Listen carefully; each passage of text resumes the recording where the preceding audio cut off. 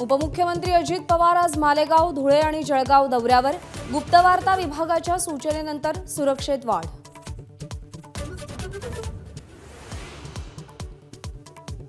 महाराष्ट्र भाजपच्या कोर कमिटीची मुंबईत बैठक.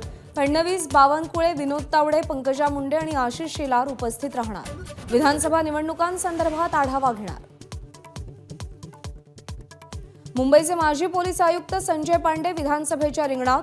सोशल मीडियावर पोस्ट करत घोषणा.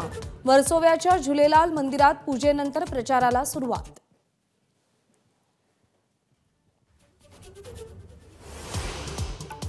पुण्यातील सभेनंतर भोवळ आल्यानं मनोज जरांगेंवर सह्याद्री रुग्णालयात उपचार. सकाळी 11 नंतर अहमदनगरकडे रवाना होणार.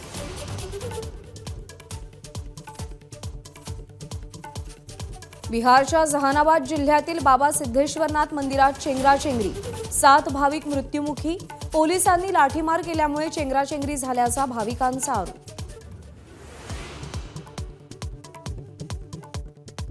सेबी अध्यक्ष माधवी बुच यांचं स्पष्टीकरण म्हणजे आरोपांची अंशतः कबुली असल्याची हिंडनबर्गची एक्सवर पोस्ट. सेबी आणि अदानी समूहाने मात्र आरोप फेटाळले.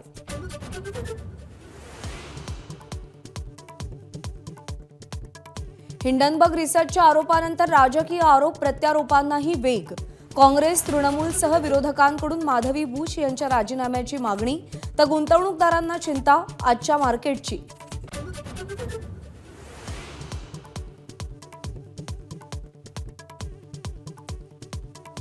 पॅरिस ऑलिम्पिकची सांगता समारोप समारंभामध्ये मनू भाकर आणि PR श्रीजेश भारताचे ध्वजवाहक. ऑलिम्पिकमध्ये भारताला 1 रौप्य आणि 5 कांस्य पदकं.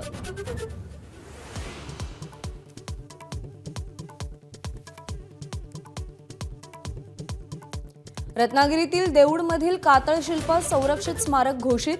310 चौरस मीटर क्षेत्रफळ जागा संरक्षित. पर्यटकांसाठी नवं आकर्षण.